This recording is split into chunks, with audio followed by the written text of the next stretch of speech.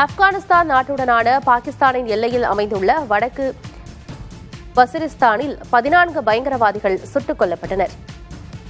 பழங்குடியின மக்கள் அதிகம் வசிக்கும் இந்த இடத்தில் பயங்கரவாதிகளின் நடமாட்டம் இருப்பதாக கிடைத்த ரகசிய தகவலை அடுத்து பாகிஸ்தான் ராணுவம் சோதனை செய்தது. அப்போது ஏற்பட்ட மோதலில் பயங்கரவாதிகள் கொல்லப்பட்டனர்.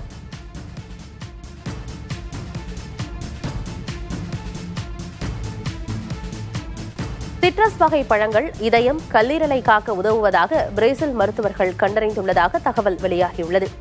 அதிக உடல் பருமன் கொண்டவர்கள் ஆரஞ்சு, எலுமிச்சை, கமலாப்பழம், சாத்துக்குடி போன்ற சிட்ரஸ் வகை பழங்களை அதிகமாக சாப்பிட்டால் இதய நோய்கள், கல்லீரல் மற்றும் நீரிழிவு பாதிப்புகள் தடுக்கப்படுவதாக பிரேசில் மருத்துவர்கள் கண்டறிந்துள்ளதாக கூறப்படுகிறது. அவற்றில் உள்ள விட்டமின், ஆன்டி ஆக்சிடென்ட் சத்துக்கள் நோய் ஏற்படுவதை தடுத்து ஆரோக்கியத்தை பேணி காப்பதாக மருத்துவர்கள் தெரிவித்துள்ளனர். இந்தியாவில் மாணவர்களின் பள்ளிச் சேர்க்கை விகிதம் மேம்பட்டிருந்தாலும் மாணவர்களின் கற்றல் செயல்பாடு பின்தங்கிய நிலையிலேயே உள்ளது என்று யுனெஸ்கோ தெரிவித்துள்ளது. 2025ஆம் ஆண்டுக்கான சர்வதேச கல்வி கண்காணிப்பு அறிக்கையை யுனெஸ்கோ வெளியிட்டுள்ளது. வளரும் நாடுகளில் 10 வயது குழந்தைகளில் 73% குழந்தைகளுக்கு வாசிக்கவோ புரிந்து கொள்ளவோ தெரியவில்லை என்று தெரிவித்துள்ளது. இந்தியாவில் கல்வித்துறையில் பெண்களுக்கு தலைமை பொறுப்பு வழங்கப்படுவது மிகவும் குறைவாக இருப்பதாகவும் அந்த அறிக்கையில் தெரிவிக்கப்பட்டுள்ளது. பிரதமர் மோடி சர்வதேச அழுத்தங்களுக்கு உட்பட்டு முடிவெடுப்பதாக காங்கிரஸ் கட்சி குற்றம் சாட்டியுள்ளது. நரேந்திர மோடிதான் இந்தியாதான் மோடி என்ற எண்ணம் தவறு என்றும் நாடு 140 கோடி மக்களுக்கு சொந்தமானது எனவும் காங்கிரஸ் செய்தித் தொடர்பாளர் பவன் கேரா தெரிவித்துள்ளார். அமெரிக்க அதிபர் டிரம்ப் அழுத்தத்திற்கு உடன்பட்டு இந்தியாவின் முக்கிய தேசிய நலன்களை பிரதமர் மோடி விட்டுக் கொடுத்து விட்டதாகவும் பவன் கேரா குற்றம் சாட்டினார். இந்தியாவை நோக்கி வணிக அச்சுறுத்தல்களை தொடர்ந்து டிரம்ப் முன்வைத்தும் பிரதமர் மோடி அதற்கு பதிலளிக்கவில்லை என்றும் விமர்சித்தார். பாகிஸ்தானை இந்தியா முடக்கிய போதும் டிரம்பின் உத்தரவை மோடி ஏற்றுக்கொண்டார் என்றும் பவன் கேரா குற்றம் சாட்டினார். இதேபோன்று அமெரிக்க அரசின் வெளிநாட்டு மாணவர்களுக்கான கொள்கைகள் தொடர்பாக பிரதமர் மோடியும் வெளியுறவுத்துறை அமைச்சர் ஜெய்சங்கரும் இதுவரை எந்த துணிவு கொண்ட பதிலும் அளிக்கவில்லை என மற்றொரு காங்கிரஸ் மூத்த தலைவரான ஜெயராம் ரமேஷ் விமர்சித்தார். உத்தரப்பிரதேச மாநிலம் அயோத்தி ராமஜென்ம பூமி கோயிலில் ராமர் தர்பார் பிராண பிரதிஷ்டை இன்று நடைபெறுகிறது. கடந்த ஆண்டு ஜனவரி மாதம் பாலராமர் பிரதிஷ்டை செய்யப்பட்ட நிலையில் இன்று ராமர், சீதா, லட்சுமணன் மற்றும் ஆஞ்சநேயர் சிலைகளும் பிரதிஷ்டை செய்யப்பட்டன. உத்தரப்பிரதேச மாநில முதல்வர் யோகி ஆதித்யநாத் தனது 53வது பிறந்த நாளையொட்டி இந்த விழாவில் கலந்து கொண்டார். பிறகு ராமர் தர்பாரில் உள்ள சிலைகளுக்கு ஆரத்தி காண்பித்து வழிபட்டார். முன்னதாக ராமர், சீதா, லட்சுமணன் மற்றும் ஆஞ்சநேயர் சிலைகள் வெள்ளை மார்பிள் கற்களால் ராஜஸ்தானில் செய்யப்பட்டவை. இந்த சிலைகளுக்கு கிரீடங்கள், நகைகள், விலை மதிப்பற்ற கற்கள் பதிக்கப்பட்டு எம்ப்ராய்டரி செய்யப்பட்ட ஆடைகள் அணிவிக்கப்பட்டிருந்தது.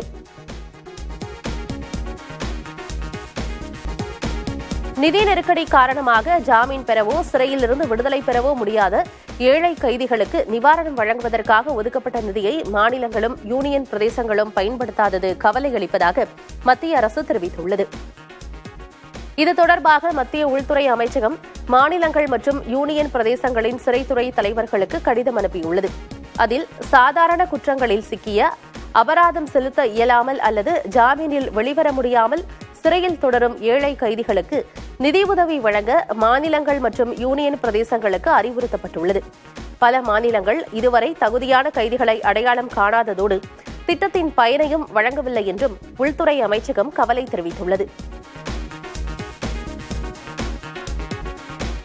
ராஷ்டிரிய ஜனதா தள தலைவர் லாலு பிரசாத் யாதவ் ரயில்வே துறை அமைச்சராக இருந்த காலகட்டத்தில் தங்கள் பெயரை எழுத தெரியாதவர்களுக்கு கூட அவரது அழுத்தத்தின் காரணமாக ரயில்வே துறையில் குரூப் டி வேலைகள் வழங்கப்பட்டதாக டெல்லி நீதிமன்றத்தில் சிபிஐ தெரிவித்துள்ளது. வேலைக்கு தேர்ந்தெடுக்கப்பட்டவர்கள் லஞ்சமாக நிலங்களை லாலு பிரசாத் தொடர்புடையவர்களுக்கு வழங்கியதாகவும் போலி கல்வி சான்று வழங்குவதற்கென்று தனியே பள்ளிகள் உருவாக்கப்பட்டதாகவும் சிபிஐ தெரிவித்துள்ளது. பீகார் மாநில முன்னாள் முதல்வர் லாலு பிரசாத் யாதவ் 2004-2009 காலகட்டத்தில் ரயில்வே அமைச்சராக இருந்தபோது பலரிடம் நிலங்களை லஞ்சமாக பெற்று கிழக்கு மண்டல ரயில்வேயில் வேலை வாங்கி கொடுத்ததாக குற்றச்சாட்டு எழுந்தது. இது தொடர்பாக சிபிஐ வழக்கு பதிவு செய்து விசாரணை நடத்தி வருகிறது. இந்த வழக்கு டெல்லி சிறப்பு நீதிமன்றத்தில் விசாரணையில் உள்ளது. பாகிஸ்தானுக்கு $800 மில்லியன் கடன் வழங்க ஆசிய வங்கி எடுத்துள்ள நடவடிக்கைக்கு இந்தியா எதிர்ப்பு தெரிவித்துள்ளதாக தகவல்கள் வெளியாகியுள்ளன. ஆபரேஷன் சிந்தூர் நடவடிக்கைக்கு பிறகு சர்வதேச நிதியத்தை தொடர்ந்து ஆசிய வளர்ச்சி வங்கி பாகிஸ்தானுக்கு கடனுதவி வழங்க உள்ளது. இஸ்லாமாபாத்தின் வளர்ச்சிக்காக பெற்ற நிதியை பாகிஸ்தான் ராணுவத்திற்காக பயன்படுத்தியதற்கான ஆதாரங்களை இந்தியா மேற்கோள் காட்டியுள்ளது. பாகிஸ்தானில் அதிகரித்து வரும் பாதுகாப்பு செலவு, மொத்த உள்நாட்டு உற்பத்தி குறைந்து வருவது, பொருளாதார சீர்திருத்தங்களில் முன்னேற்றமில்லாமல் இருப்பது போன்றவற்றை ஆசிய வளர்ச்சி வங்கிக்கு இந்தியா எடுத்துரைத்ததாக அதிகாரிகள் தெரிவித்தனர்.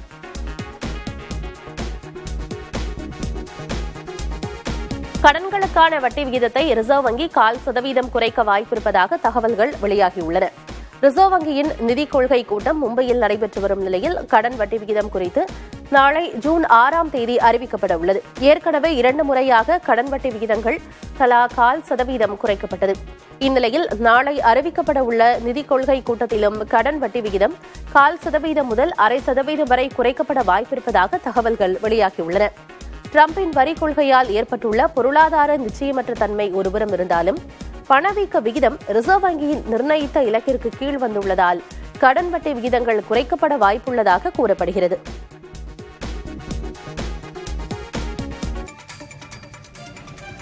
திருவள்ளூர் அரசு மருத்துவமனையில் உயிரிழந்த கூலி தொழிலாளியின் சடலத்திற்கு பதிலாக வேறொருவரின் சடலத்தை உறவினர்களிடம் வழங்கியதால் பெரும் பரபரப்பு ஏற்பட்டது. திருத்தணியை அடுத்த புஜிரெட்டிப்பள்ளியைச் சேர்ந்த விவசாய கூலி தொழிலாளி ராஜேந்திரன் என்பவர் உயிரிழந்துள்ளார். இந்நிலையில் ராஜேந்திரனின் உடலுக்கு பதிலாக இளம் வயதுடைய ஒருவரின் உடலை கண்டதும் அதிர்ச்சியடைந்த உறவினர்கள் மருத்துவமனையின் சவக்கிடங்கை முற்றுகையிட்டு போராட்டத்தில் ஈடுபட்டனர்.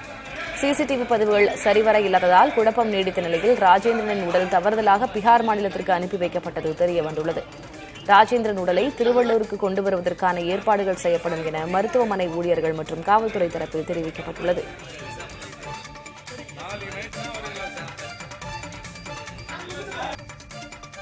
திண்டிவனம் அருகே சாலையின் குறுக்கே சென்ற முதியவர் மீது மோதாமல் இருக்க கார் ஓட்டுநர் பிரேக் பிடித்தபோது கட்டுப்பாட்டை இழந்த கார் மற்றொரு கார் மீது மோதிய விபத்தில் பெண் உள்ளிட்ட 3 பேர் காயமடைந்தனர்.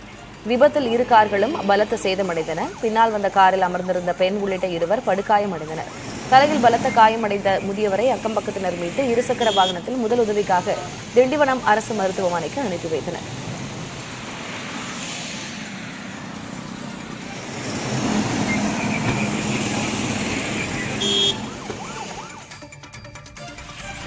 சென்னை பள்ளிக்கரணை வேளச்சேரி சாலையில் கடும் போக்குவரத்து நெரிசல் ஏற்பட்டது. தாமரைக்குளம் முதல் கைவேலி வரை சுமார் 4 கிலோமீட்டர் தூரத்திற்கு வாகனங்கள் ஊர்ந்து சென்றதால் வாகன ஓட்டிகள் பெரும் அவதிக்குள்ளாகினர். தினந்தோறும் இந்த சாலையில் போக்குவரத்து நெரிசலை சந்தித்து வருவதாக வாகன ஓட்டிகள் குற்றம் சாட்டுகின்றனர்.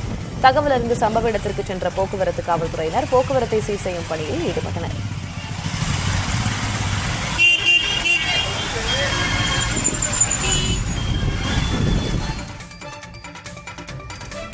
பழனி முருகன் கோயிலில் நடிகர் சூர்யா தெய்வ வழிபாடு செய்தார். மலை அடிவாரத்திலிருந்து ரோப்கார் மூலம் மலை கோயிலுக்கு சென்ற அவர் சிறுகால சந்தி பூஜையில் கலந்து கொண்டார். தனது 45வது திரைப்படத்தின் கதைக்கான பூஜையையும் சூர்யா மேற்கொண்டார். கோயிலில் இருந்த பக்தர்கள் ஆர்வமுடன் அவரை சூழ்ந்து கொண்டு செல்ஃபி எடுத்துக் கொண்டனர்.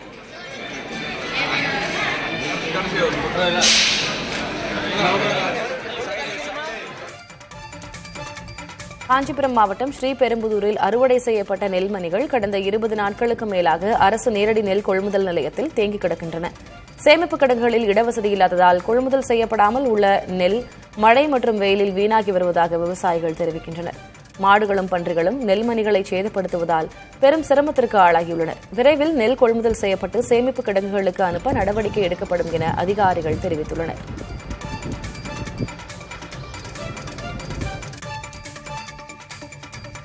முல்லைப் பெரியாறு அணையிலிருந்து தமிழகத்திற்கான நீர் திறப்பு மேலும் அதிகரிக்கப்பட்டுள்ளது. இதனால் குமுளி லோயர் கேம்ப் நீர் மின் நிலையத்தில் மின் உற்பத்தி 160 மெகாவாட்டாக அதிகரித்துள்ளது. காலை நிலவரப்படி முல்லைப் பெரியாறு அணையிலிருந்து தமிழகத்திற்கு 1778 கன அடி நீர் திறக்கப்படுகிறது. உடற்பயிற்சி செய்வது புற்றுநோய் சிகிச்சையால் ஏற்படும் பக்க விளைவுகளை கணிசமாக குறைப்பதாக British journal of sports medicine மருத்துவ ஆய்விதழிலும் வெளியான ஆய்வுக் கட்டுரையில் தெரிவிக்கப்பட்டுள்ளது.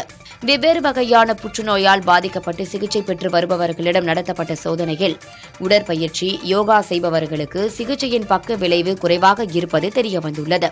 தொடர்ந்து உடற்பயிற்சி செய்பவர்கள் உடல் ரீதியாகவும் மன ரீதியாகவும் எளிதில் மீண்டு வருவதாகவும் குறிப்பிடப்பட்டுள்ளது. பெங்களூரு மெட்ரோ ரயிலில் நேற்று ஒரே நாளில் சுமார் 10 லட்சம் பேர் பயணம் செய்திருப்பதாக மெட்ரோ நிர்வாகம் தெரிவித்துள்ளது. ஆர்சிபி அணியின் வெற்றியை கொண்டாட பெங்களூரு வந்தபோது கூட்ட நெரிசலில் சிக்கி 11 பேர் உயிரிழந்த நிலையில் பலரும் காயமடைந்தனர். இதற்கு நம்ம மெட்ரோ வருத்தத்தை தெரிவித்துள்ளது. அதே நேரம் இதுவரை இல்லாத அளவாக நேற்று ஒரே நாளில் மட்டும் பர்பிள் மற்றும் கிரீன் ரயில் பாதைகளில் 9,66,732 பேர் பயணம் செய்திருப்பதாக நம்ம மெட்ரோ கூறியுள்ளது. வழக்கத்தை விட நேற்று பயணிகளின் எண்ணிக்கை 3 மடங்கு அதிகமாக இருந்ததாக பெங்களூரு மெட்ரோ ரயில் நிறுவனம் தெரிவித்துள்ளது.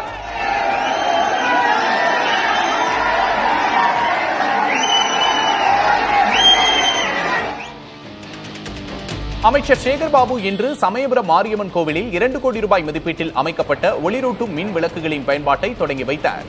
இதன் பின்பு செய்தியாளர்களிடம் பேசிய அவர், மதுரையில் நடக்கும் பாஜக மாநாடு அரசியல் மாநாடு, மதத்தால் மக்களை பிளவுபடுத்தும் மாநாடு என விமர்சித்தார். தொடர்ந்து திருவானைக்காவல் கோவிலில் ஆய்வு மேற்கொண்ட சேகர்பாபு பராமரிப்பு பணிகளில் உள்ள குறைபாடுகளை சுட்டிக்காட்டி நிவர்த்தி செய்ய உத்தரவிட்டார்.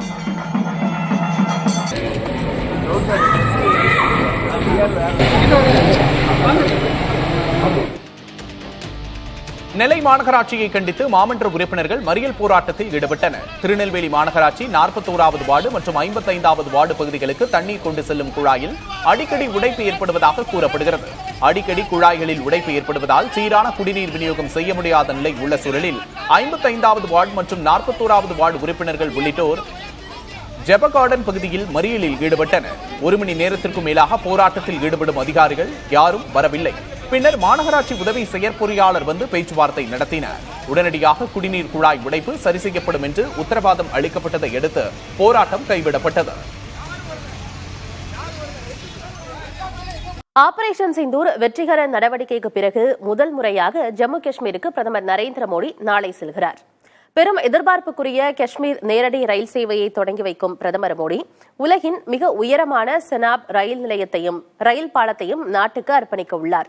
காஷ்மீரை நாட்டின் பிற பகுதிகளுடன் ரயில் மூலம் இணைக்கும் திருப்புமுனை திட்டத்தை பிரதமர் மோடி தொடங்கி வைக்க இருப்பதும் முக்கியத்துவம் பெற்றுள்ளது. ரியாசி மாவட்டத்தில் உள்ள இந்த பாலத்தை நாட்டுக்கு அர்ப்பணிக்கும் பிரதமர் மோடி பின்னர் கத்ரா பாரமுல்லா இடையே வந்தே பாரத் ரயில் சேவையை தொடங்கி வைக்க உள்ளார். தைலாபுரம் இல்லத்தில் பாமக நிறுவனர் ராமதாஸை பாமக தலைவர் அன்புமணி ராமதாஸ் தனது மகளோடு வந்து சந்தித்த நிலையில் சந்திப்புக்கு பின்பு இறுகிய முகத்தோடு வெளியேறினார். இந்நிலையில் தைலாபுரம் இல்லத்தில் ஆடிட்டர் குருமூர்த்தி, சைதை துரைசாமி ஆகியோரும் ராமதாஸை சந்தித்து 3 மணி நேரத்திற்கும் மேலாக பேசினர்.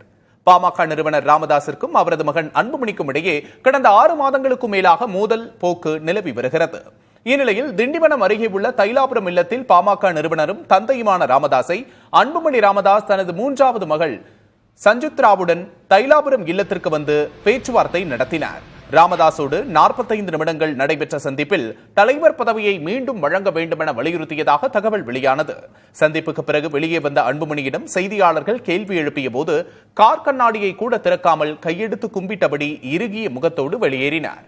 அன்புமணி ராமதாஸ் மருத்துவர் ராமதாஸின் வீட்டினை விட்டு வெளியேறிய சில நிமிடங்களில் ஆடிட்டர் குருமூர்த்தி, அதிமுகவை சேர்ந்த சைதை துரைசாமி இருவரும் ராமதாஸை 3 மணி நேரத்திற்கும் மேலாக சந்தித்து பேசினர்.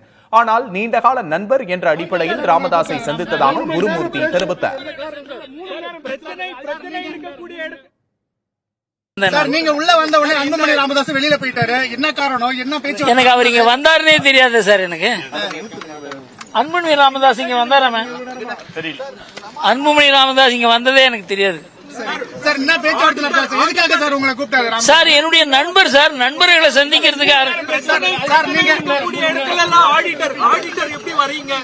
பிரச்சனை இருக்கக்கூடிய இடத்துல எல்லாம் ஆடிட்டர் எப்படி வந்துடுறீங்க கரெக்டா அப்படின்னு கேக்குறாங்க. இல்ல, நான் வர இடத்துல பிரச்சனை வருதுன்னு நினைச்சுக்கேன். பிரச்சனை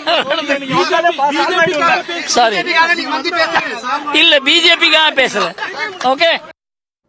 இந்தியாவில் HNI எனப்படும் அதிக நிகர மதிப்புள்ள தனிநபர்கள் தங்களின் நிதி சேமிப்பு இலக்குகளை முழுமையாக செய்வதில்லை என மார்சலஸ் முதலீட்டு நிறுவனத்தின் ஆய்வறிக்கைகள் கூறுகின்றன.